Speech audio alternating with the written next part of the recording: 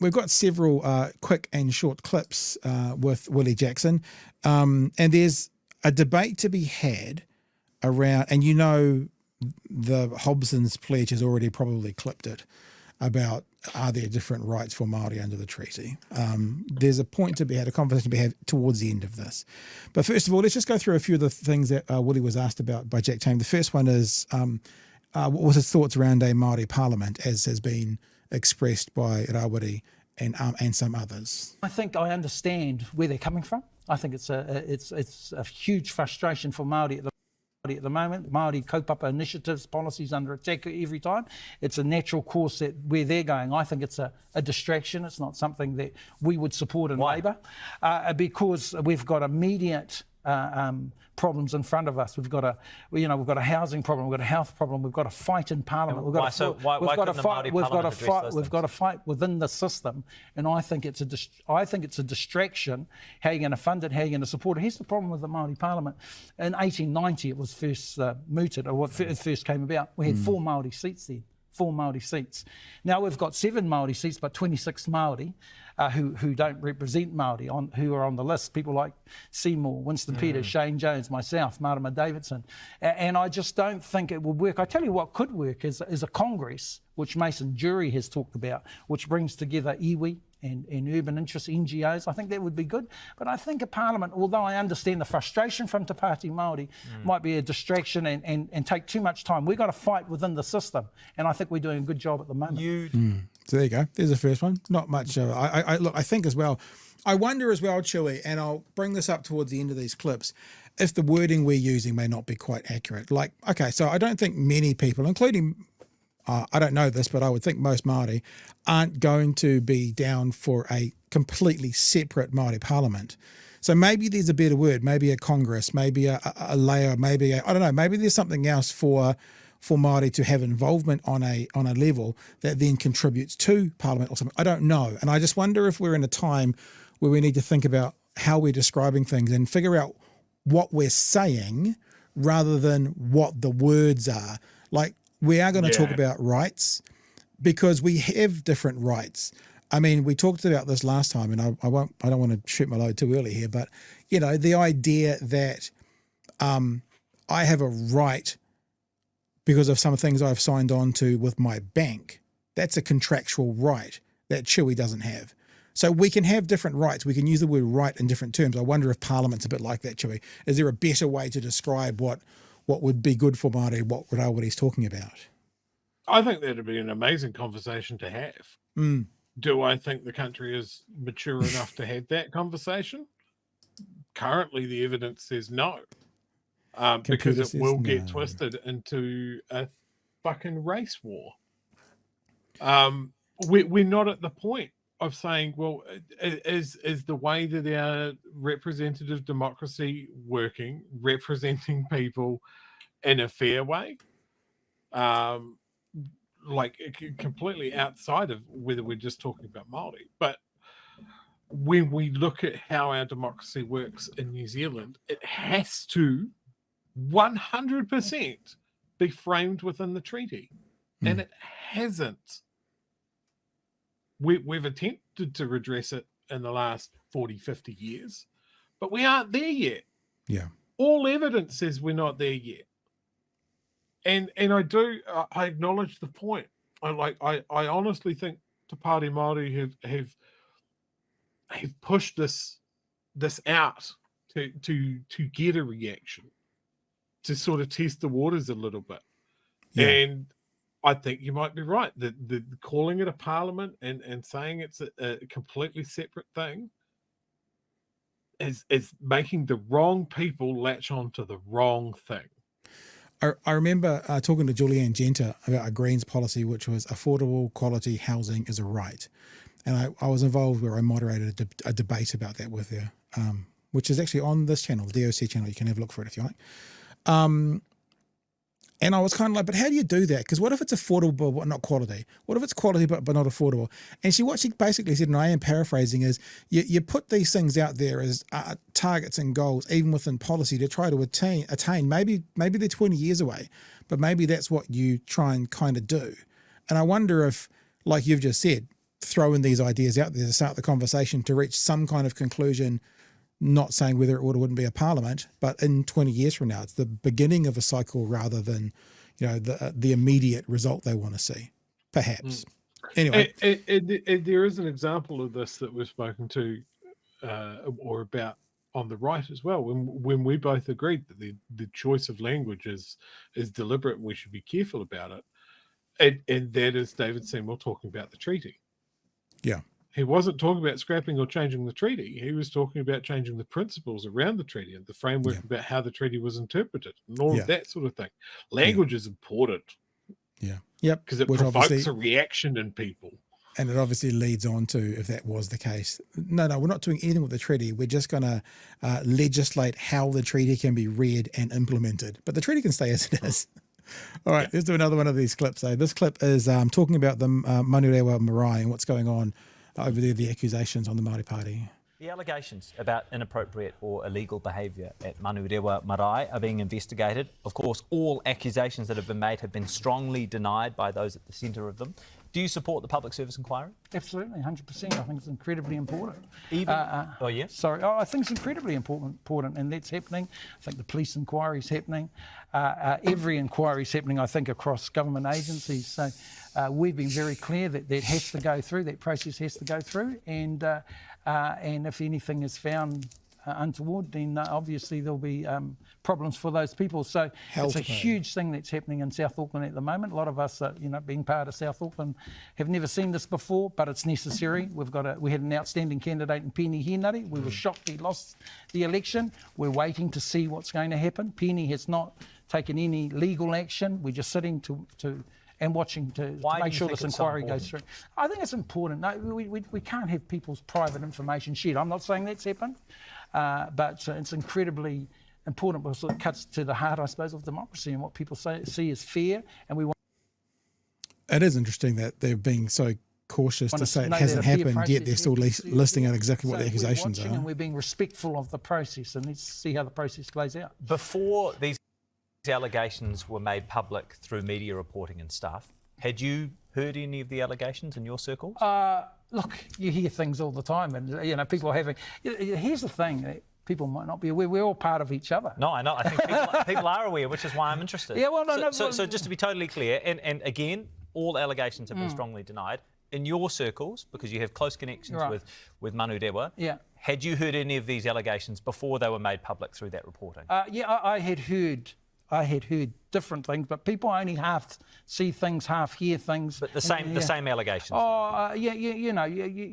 We heard some of that talk last year when the election was on. Rumours are flying all the time. Allegations sometimes are flying, but a lot of that is very jovial, and we'll see what happens. I think the other side of it is Manurewa Marae has done an incredible job in terms of serving South Auckland, and I think their chairman, Rangi, my relation, has made that point. So, they get a bit irritated because they want to, they sort of see themselves as the little players here, and our communities want the powerful investigator too, Jack. They want the ex-investigator. They want the fast-track lobbyists to be investigated. They want the tobacco lobbyists to be investigated. You understand that? So they feel, geez, I hope they're not just coming for the little Manurewa Marae. There you go. So there's this. I mean, it seems that what he's saying, and I think he said in there that it is his marae. I know he lives in Mangere Bridgeway. Not Manurewa, or he certainly used to. He's saying, and I think it's what most of us have said, I think, review seems to be okay with the accusations. I guess as long as this is not a political football for the right to kick around to distract from something else, or if it's plainly a set-up job and there's nothing to see here. But accusations have been made, obviously have been around for a while, and that's what he's decided. Yeah, there's accusations left, right, and centre around this, and I think because of that, everybody is welcoming an investigation into it. Yep. All right. Now, I was going to do a bit on the review of the election, but we might leave that. But because this is one that I particularly want to play, because we didn't do this last week. I saw this clip last week, but we didn't do it. Hana-Rawhiti, the young MP that unseated Nai Mahuta. Oh, yes. We haven't played this, but I'm going to first of all play the conversation with with Willie Jackson. It's actually, what I found quite interesting about this conversation is actually Willie Jackson was asked quite a lot about the Māori Party. It's like, I'm not part of the Māori Party. And it's not, I don't get the sense that someone from New Zealand First goes on and gets asked all about ACT. It's kind of a bit, so we have a Māori in front of us, so let's ask him all the questions about the Māori Party, which they've just done about the Marae, and he's about to do again right now about some words used in the House last week, spoken in Māori. Momo tō toto Māori. Momo tō toto Māori. You know what that means? Your Māori blood. Waste of your Māori blood. Yeah. That was the niece there, Hana. Yeah, that was Hana-Rawhiti Maipi-Clarke responding to criticism. I was so Winston proud Peters of in her the when House. she did that. I thought she was fabulous. Just so people are clear what that was, is your Māori blood is being wasted. She was saying it to Winston Peters, your Māori blood is being wasted. That's what it means. And so did Erica Stanford too, I noticed. No, Erica Stanford was she- very clear in making the comments that Erica Stanford made complimenting Hana-Rawhiti. It wasn't with regards to those Oh, comments. well, she should have, because, hang on, Winston had a crack at her in the house. So Winston had a crack at her in the House, and it's appropriate to say you're wasting your Māori blood. Hey, you're in the House, you're responding. I've said worse than that, I think. Jack in I'm the sure House. you I've have, said worse. yeah. And Winston said worse than that. I mean, Okay. And hang on, I thought good on her. I was proud of her. She had a crack at Winston, and Winston got put in his place. And look, what's wrong with that? This is a young woman, and we're all looking at who's getting support out there. I thought it was a fabulous response to Winston, who went on one of his silly rants. So let's just have a look at it. This is off Hannah's own Instagram. This is the interaction. So basically Winston has a crack at her and she's like, bruv, bring it. Never been seen, and you are not the youngest member of parliament. You never were. Maipi-Clarke here was. Let me inform you, Maori people, that Maipi-Clarke here was here when he's 90 years of age. So stop showing off. Stop showing off and wearing a hooey. I've only been here 5 seconds, and where I come from, where you come from, you listen to your elders, okay? So just hush up, show some manners, show that you might understand where you might. Yeah, you wait though. If you haven't seen this before, I'm sure most of you have, but you have a check this out. Do you know how old was she? She's in her early 20s, eh? Yeah. Early 20s does this to Winston. Might go in the future before they turf you out in 5 seconds' time. Here we go again. It's the. I find it very interesting that one person in this parliament is so triggered by me, so intimidated of me. Not once did I mention, not once did I say anything over here. The bit I like most of all is the giggle at the end. That's the best bit. You watch out for that. I said. So if we want to go there, let's go there. No mai ki tō mātou nei whare, no mai ki tōku nei marae, haere ki te kōrero atu ki oku nei kaumātua, haere ki te kōrero ki oku nei ruruhi korei heke, o ngā tirangi, no ngā haue whā o te motu, hara mai ki te kōrero, maumau tō toto Māori, maumau tō toto Māori, maumau tō toto Māori. I think Mr. Winston Peters would be so proud of you. That's yeah. I mean, it sends a shiver. It's like when you see that age is not necessarily the precursor for mana, or for or for a courageous heart, or for wisdom on some lives. It's like it makes you shiver just hearing. I don't speak Māori, neither does Winston, ironically. But you can feel it. Shane will give him the cliff notes later. Yeah, Hana is 21. Look, sheesh, formidable. I think that's one of those examples where you don't actually need to know. Like, if that was directed at me, I have very little idea of what she said. Yeah, but I would welcome the earth to swallow me at that time, because I would know that I have made a mistake. Yeah. And I think if that's the start of her career, look out. Yep. Nick says Winston doesn't like being talked down to in Māori, let alone by a woman. LOL, loved it. Yeah, there was of course most people here are going to love it. It's pretty. It was fascinating, and just. Yeah, I agree. 21 years old and calling out Winston like that. And even the cadence, the pauses, just the way the whole, not just the Māori word. Yeah, it's very, very good. Very good. Very, All right. very good. Let's wrap up with Willie. And this is the part of the conversation we might have a bit of a chat about the word rights, because this is just a smidge over 2 minutes, talking about rights that Māori have under the treaty, rights that New Zealanders have overall. Let's have a listen. Let's consider some of the language that ACT leader David Seymour is using at the moment. Do you agree, for example, that all citizens being equal is a fundamental democratic value? Oh, of course. Of course. Does the treaty afford different rights for different people? Absolutely.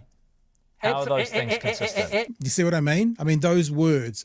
Do we all have the same rights? Yes. Do Māori have different rights? Yes. So this is the conversation I reckon that needs to be had around words and what they mean. Absolutely. So you know.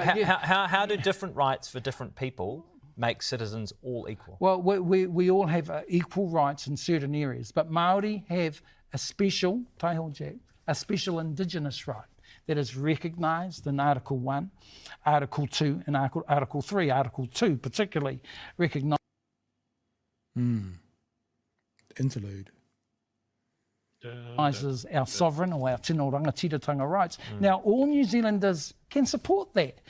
New Zealanders are all recognised in the treaty, but you can't see this is a very cunning, dangerous track that Seymour's going down. He wants to reduce and take away Māori and treaty rights. Māori are not accepting it. That's why you're getting the loose language from Te Pāti Māori and others out there. Article 2, as you point out, is at the very centre of this debate. Apologies about the hang-up. That term tino rangatiratanga. Just to be totally clear, in your view, does tino rangatiratanga apply only to Māori who signed the treaty, or to all? No, it applies to Māori. It applies to Māori. Māori have a special right that gives them the right to participate as partners in this country, and judges and academics have interpreted the treaty in that manner, so that they've interpreted it as us being able to be full partners in this country. Others, then you're talking about others, have said, no, it's not about partnership, it's about Māori running the whole show. That's not what the Labour Party wants. That's not what most reasonable New Zealanders want. We want to participate with our Pākehās and brothers and sisters, working class, right across this country as partners. And so we owe the judges from 87, and we owe people like Bolger and Graham and Jacinda, we owe them a lot because they've said we are going to be partners despite what the Seymours and Winston Peters are saying, who are trying to deny a rightful partnership exists in this country. So, Chewy, I think that there is a conversation to be had here around languages, and the word rights can be used differently. It's also fascinating, and you know we've said this for probably 2 years now, how the only rights that David Seymour wants to make equal are rights between Māori and non-Māori. You know, this might sound flippant, but disabled people have a right to park in a certain place that I don't have. So we can use the word rights and mean different things, yet we're all equal and have the same rights under the law. And I wonder, sorry to use a horrible word that I know we're going to repel back from because of Mr. Luxon, but maybe entitlements is a better word. Māori are entitled to the outworking of the contract they signed that non-Māori are not entitled to. You know what I mean? That's the same. That's the same thing, but it's not using that word that then Hobson's pledge get to clip out and pretend that rights only means one thing, because it clearly doesn't. It clearly doesn't. You can clearly use it contextually differently at different times, Chewy. You could weaponize so much if you strip out the context and the nuance of what you're actually discussing. Yeah. Like you see a lot of that when people are talking about, you know, Māori are just out to control everything. You know, that sort of reaction has been around for as long as I've been alive. And it's come from the smallest points of contention, and the most gentle of, like, maybe we should look at this a different way. You know, we've spoken in the past about the seabed and foreshore. The argument around that was that Māori were going to control who could go to the beach. such a laughably over the top hyperbolic argument that some people didn't have the brains to sort of go, that's baked, and took it fucking wholeheartedly. And we see that same argument come back when we start talking about Three Waters. Yeah. You know, Three Waters was completely derailed from any conversation about the positive aspects of the fact that we need to look at how we manage our water. And it became Māori are coming for our water. Yeah. You strip the nuance, you strip the context, you just hit that big old racism button. Yeah. And you go. And that when we're discussing something that has so much context and so much nuance around, I said earlier, are we mature enough to have this conversation? And so many in our society, and unfortunately so many in our government, are not set up and not mature enough to have this conversation. I have no problem as a Pākehā acknowledging that Māori, the other side of the signatures on the treaty, have special rights. Does it negatively affect me? Fucking no. Could it positively benefit me? Yes, because I live in this country. Yeah, for sure. I mean, Steph says it in an interesting way as well. This is the thing when it's so funny when you say we're not mature enough to have this conversation. I feel like we are, like we're having it right now. So what does that say about those who want to oppose these thoughts? Because like Steph's just come up with a perfectly good example. I have rights on my property that my neighbor doesn't. We are both equal citizens. So you can have it mean different things and used in different contexts. And I just think that excellent analogy. I really like. Yeah, it's fantastic. I just think that, as we've said forever, this is just a wedge issue that Seymour uses to get oxygen, to get votes, and probably to get funding, to be perfectly honest with you. Because as soon as you say to him, what else are you going to make equal? Are we going to be, because at the moment we're not all equal under the law due to age, because you always talk about race. We're not equal due to age. We're not equal due to sex. I've always used that example that only male priests can work in the Catholic Church. So that's a discrimination, but you don't want to make equal or make the same any other protected class. It's only race, and because that's where your funders, your voters, and your votes are coming from. So it's a nonsense. And unfortunately, when this happened last time, Hobson's Pledge did exactly that. They clipped the last conversation where, I can't remember which MP it was, sorry, but said that we have different rights. There was a space under the treaty, and the under the treaty bit was clipped out of the thing that Hobson's Pledge put out there. And I'm sure if this hasn't been done already, I'm sure it has been, it will be, with Willie saying that Māori have different rights. It's not the same. It doesn't feel to me at least like the same way. I'm not an expert, but like I said, think about it as what's the entitlements guaranteed to Māori based on that contract they signed? Then that kind of makes the conversation go away, right? What are the entitlements that come to me based on my bank contract versus my neighbour? What are the rights I have versus them? What are the rights that are in society? What rights do we have as citizens? What rights do Aucklanders have that people in Dunedin don't, based on them paying rates and stuff in Auckland? It's so silly. And it feels disingenuous because it feels like these guys know it's silly, but they've duped enough people. Remember, with COVID, it was always the disinformation dozen, farming out all that information and duping people. And then the people they've duped become their soldiers and just parrot their points without a single thought. And you ask them one question, I see it on Twitter all the time. The economy is the worst it's ever been under Labour. Can you show us your metrics for that? And then the goalposts move. COVID, this and that. It's like most of them have nothing, no ability to go one step deeper. And which means, ironically, Seymour and Peters and their ilk have done a very good job in sowing this discontent.